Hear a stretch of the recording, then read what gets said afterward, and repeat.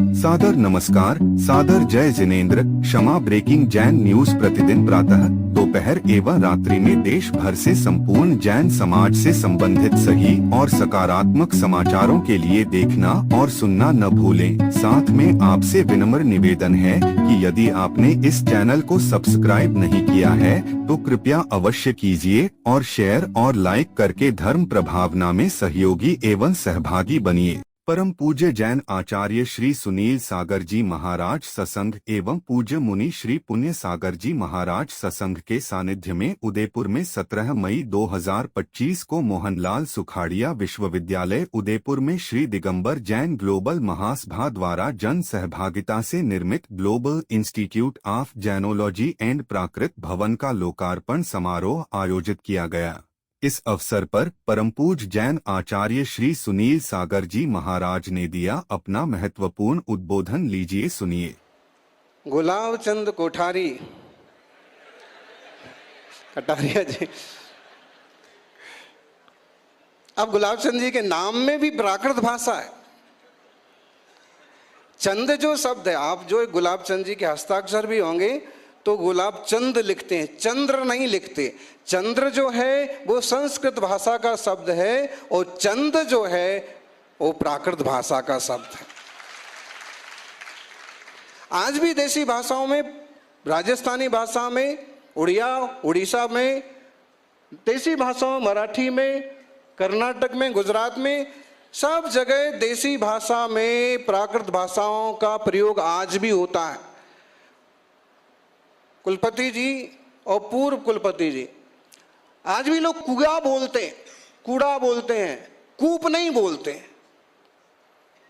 कूप होता है संस्कृत में, लेकिन देसी भाषा में और बहुत सारे शब्द ऐसे हैं जो इंग्लिश में भी गए। मुनिवर पुण्य सागर जी, आचार्य श्री पुण्य सागर जी, जिन्होंने अभी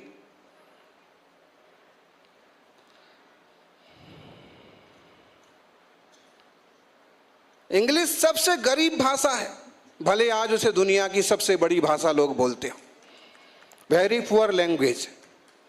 उसके शब्द बहुत कम है, उसका व्याकरण बहुत छोटा है, लेकिन उसके आगे गुजराती पर आइए, मराठी पर आइए, तमिल तेलुगु पर आइए, जलेबी बनाते बनाते आपके हाथ दुखने लगेंगे, लेकिन उसके अक्षर पूरे नहीं होंगे।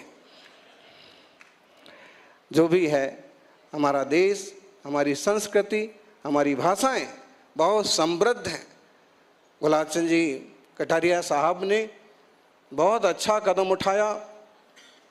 जमनालाल जी ने अपनी बात रखी, फिर यहाँ के कुलपतियों ने साथ दिया और उसमें समाज के भामा शाखा जुड़ते गए। प्रदीप जी पीएनसी और सुरेश जी, शांतिलाल जी, लगभग समाज के हर एक वर्ग ने इसमें हाथ लगाया है। सभी आशीर्वाद के पात्र हैं।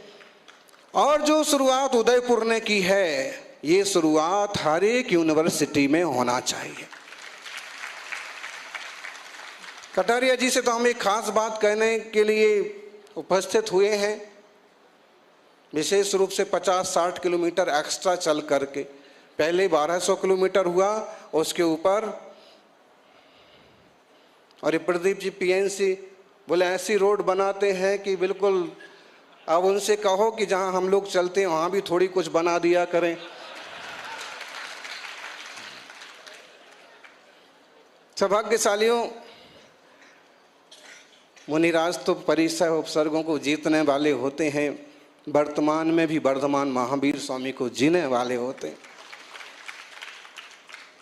सड़क इतनी तप रही है, फिर भी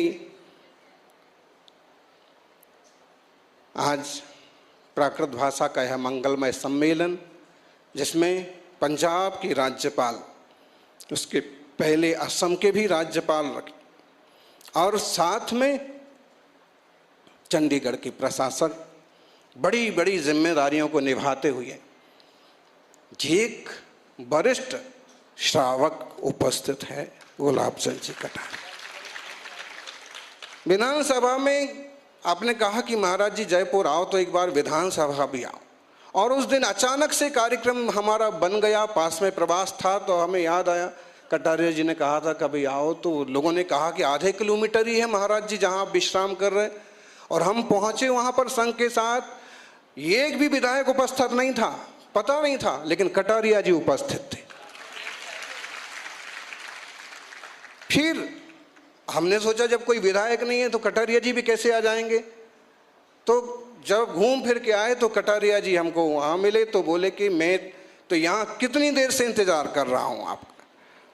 फिर अंदर सचिवालय के अमुक प्रांगण में, परिसर में गए, प्रवचन हुआ और उस समय एक शब्द आया मुंह में कि कटारिया जी अभी आपको और भी आगे जाना है।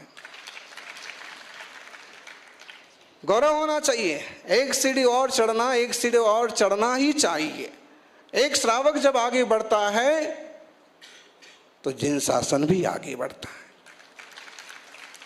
प्रदीप जी के भाई गिरनार जी गए, नवीन जी राज्यसभा सदस्य है, वहां जाने से एक अलग माहौल बना, लोगों की श्रद्धा पैदा हुई कि हमें भी दर्शन हो सकता है। तो आज बहुत सारे ग्रंथ हैं प्राकृत भाषा के, और ग्रंथों पर काम करने वाले विद्वान प्रेम सुमन जी, उदय चंद जी, जिनेंद्र जी, ज्योति बाबू, अगर बाबू ना कहो तो आप ज्योति बोलो अकेला तो चक्कर में पड़ जाओ, और सुमत जी वगैरह ढेरों विद्वानों ने इस दिशा में बहुत कदम आगे आगे बढ़ाए हैं। और आज वर्तमान में सुनीता मिश्रा जी जो वहाँ से हैं जहाँ नमोकार मंत्र मूल प्राकृत भाषा और ब्राह्मी लिपि में लिखा हुआ है, खंडगिरी उदयगिरी, जिसका राज्य है उड़ीसा। उड़ीसा आज भी वहां लिखा हुआ है। कटारिया जी को मालूम होगा, संविधान सभा की जब शुरुआत, जो देश के नाम के निर्णय की बात आई, नेहरू जी ने कहा कि कोई प्रमाण बताइए आप लोग। तो लोगों ने कहा कि 18 पुराणों में से 12 पुराणों में लिखा है कि ऋषभ देव के पुत्र भरत के नाम से इस देश का नाम भारत पड़ा। उन्होंने कहा पत्थरों में लिखा हुआ बताइए। तब वो खोज हुई और खंडगिरी उदयगिरी में आज भी 17 लाइन का वो लेख है, उसकी 10वीं लाइन में लिखा है भरतवर्ष। 2200 साल पहले लिखा गया इस देश का नाम क्या है? भारतवर्ष।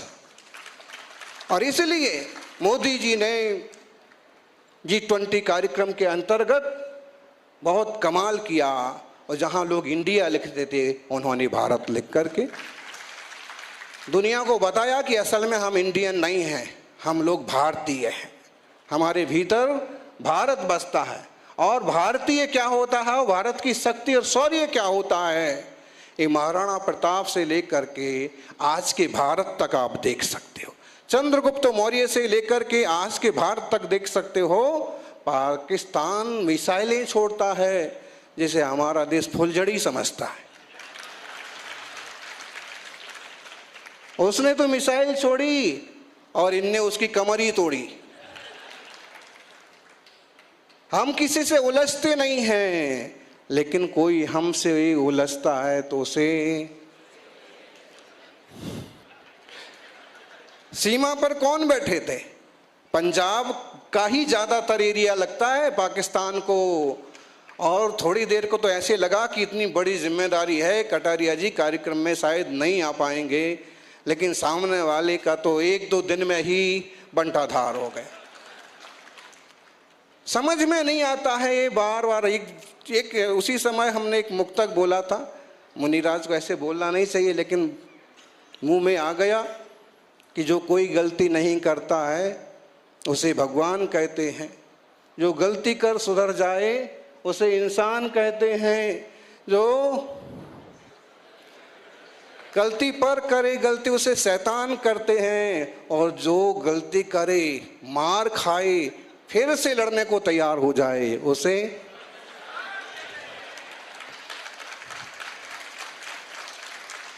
समझ में नहीं आता है।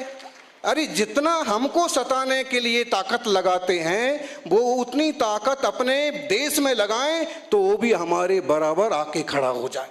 हमें कोई तकलीफ नहीं, हमारे बराबर खड़े हो जाओ, कई सब लोग खड़े हो जाओ। अरे जैनी लोग तो दान दे दे करके लोगों को अपने बराबर लाने की कोशिश करते हैं, भारतीय लोग तो कमजोर लोगों को, कमजोर देशों को दे दे करके भी ऊपर उठाने की कोशिश करते हैं। तुम तो हमारे से पैदा हुए हो।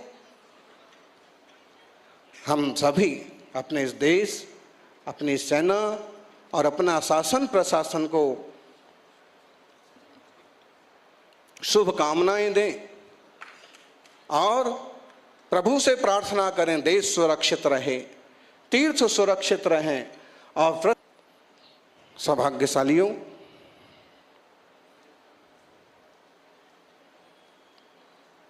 G20 के मौके पर हम लोग दिल्ली में ही थे। उस समय आप राज्यपाल थे असम के। एक दो बार आने का कोशिश भी हुई, लेकिन सब जगह प्रोटोकॉल आड़े आ जाता है तो संयोग नहीं बन पाया। फिर हमने सोचा कि कटारिया जी नहीं आ पा रहे, उनको प्रोटोकॉल का झंझट है, अपने को कोई झंझट नहीं है। लेकिन एक ऐसे श्रावक 10 बार हमने देखा, अगर अंदाज लग गया कि इस रास्ते पर कोई तपस्वी विराजमान है तो 10-20 किलोमीटर अंदर जाकर के मंत्री पद पर होने के बावजूद भी दर्शन करेंगे, चर्चा करेंगे, प्रवचन का मौका होंगे तो कहेंगे सबसे पहले हमको 5 मिनट प्रवचन सुना दो, मुझे आगे कार्यक्रम में जाना है। श्रावकों को सीखना चाहिए, खासकर युवा पीढ़ी को। जिस सन में हमारा जन्म हुआ, एक अवसर पर आपने कहा था महाराज जी की जितनी उम्र है उतने साल मुझे राजनीति में हो गए, लेकिन महाराज जी ने जो आनंद पाया वो मैंने अभी तक नहीं पाया। ताराचंद जी आज निभा रहे हैं। फिर भी जब जमलाल जी ने कहा कि भाई साहब घोषणा करो तो उन्होंने कहा कि भाई साहब जो कह दें।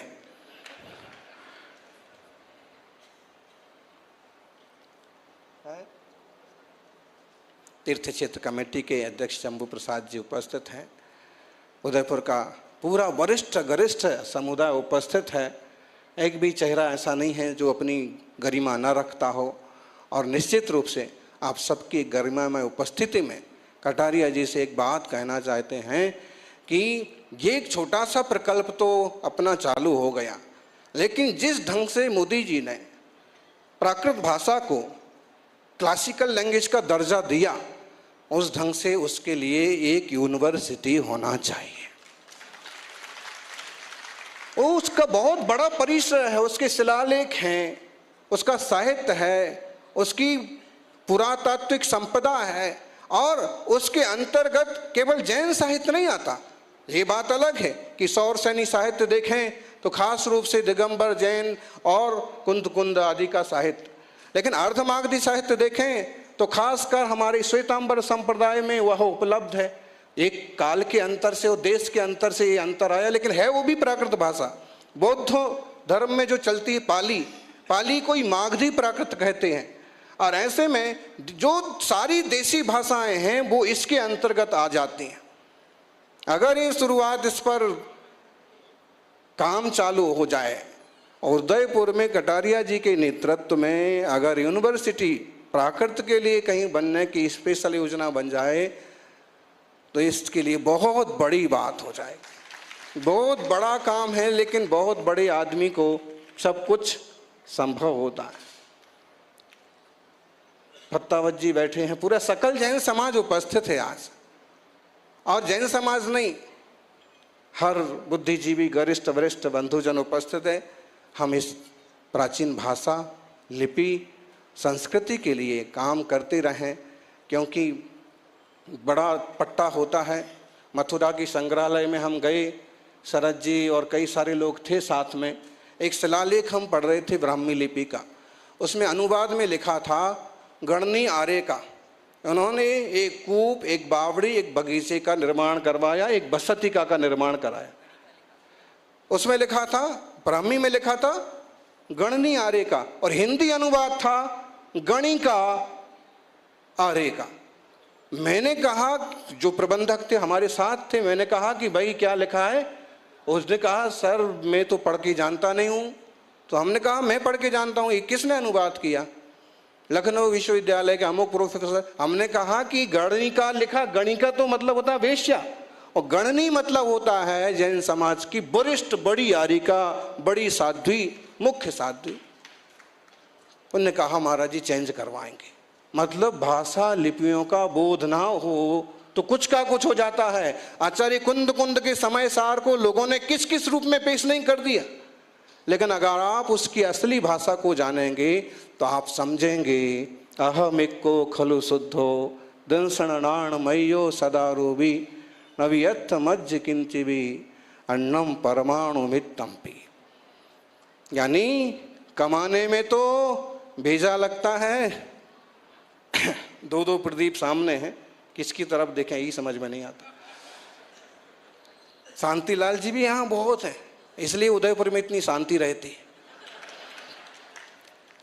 और गुलाब जी को तो, गुलाब को गुलाब ना कहो तो भी खुशबू तो देता ही है। कमाने को भेजा चाहिए, लेकिन दान करने को कलेजा चाहिए। और ऐसे भामा साह, ऐसे दानी लोगों की यहाँ कमी नहीं है। आप लोग देश समाज के लिए ऐसे काम करते रहें, यही मंगल भावना। पुण्य सागर जी को लोग आचार्य कल्प लगा रहे।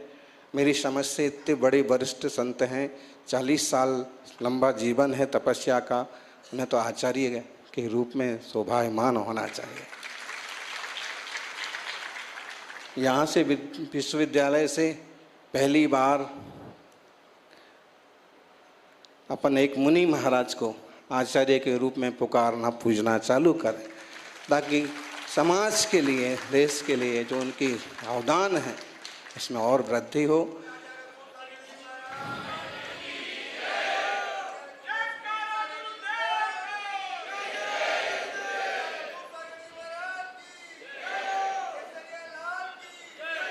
कटारिया जी ये 1200-1300 किलोमीटर में वो गुजरात भी जाके आ गए। वहाँ के शिक्षा मंत्री बहुत ज़्यादा प्रभावित रहे और हर दूसरे चौथे दिन हाजिर होते थे। तो ये भाषा की बात चली तो उन्होंने कहा कि मैं ब्राह्मी लिपि और प्राकृत भाषा का एक अच्छा सा पाठ आप तैयार कर दो तो मैं पूरे गुजरात में इसको किताबों में डाल देता हूँ, 9वीं क्लास की किताब में डाल देता हूँ। तो हमारा ऐसा मानस बना विधायक जी हैं और आप तो हैं ही, आपका इशारा काफ़ी है कि राजस्थान में भी अगर हम एक 1.5-2 पन्ने का एक पाठ बनाएं कि ब्राह्मी लिपि क्या है। बात तो हर देशवासी बोलता है कि ब्राह्मी कोई लिपि है, लेकिन रियली में ब्राह्मी लिपि क्या है और प्राकृत भाषा क्या है, तो बच्चों तक वो बात पहुंच जाएगी। ब्राह्मी लिपि पर हमने एक किताब संघ से तैयार की। आचार्य विद्यानंद जी ने पहले इसको एक रूप दिया था, फिर उसको एक रूप हम लोगों ने दिया, फिर इसमें जो अपना राष्ट्रगीत है उसको भी ब्राह्मी लिपि में लाए, ताकि लोग कि हमारा राष्ट्रगीत किस ढंग से लिखा जा सकता है और ब्राह्मी लिपि का विकास कैसे हुआ उसको भी इसमें लिया। प्राकृत भाषाएं कैसे काम करती हैं उस पर भी संघ में काम होता है, विद्वान लोग निरंतर काम कर रहे हैं। श्रवण बेलगोल में एक विश्वविद्यालय बनाने की योजना चल रही है, लेकिन कब पूरी होगी वो बाहुबली भगवान जाने। अपन कटारिया जी को भी सुनेंगे और ये अपना धन, अपना जीवन सही दिशा में आप लोग लगाएं। प्राकृत भाषा को बचाना मतलब अपनी आत्मा को बचाना। अध्यात्म के ढेर सारे संदेश इस भाषा में हैं। संस्कृत भाषा में जो उपनिषदों में कहा है, प्राकृत भाषा में वो बहुत पहले कह दिया गया। इसलिए हमारी देश की पूजनीय जो यह संस्कृति और भाषाएं हैं इन्हें संभालिएगा, काम करिएगा। और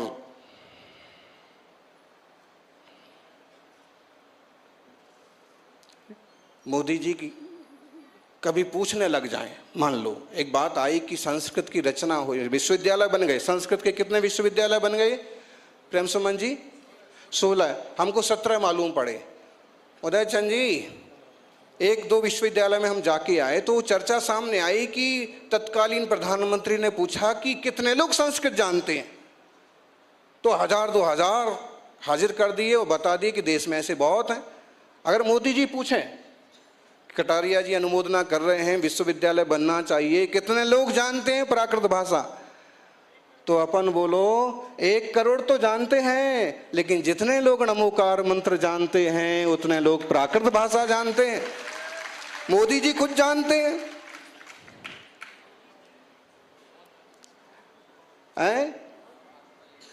मोहन भागवत जी का भी हमने एक लेटर दिया था तो उन्होंने भी इस पर अच्छा अनुमोदन किया।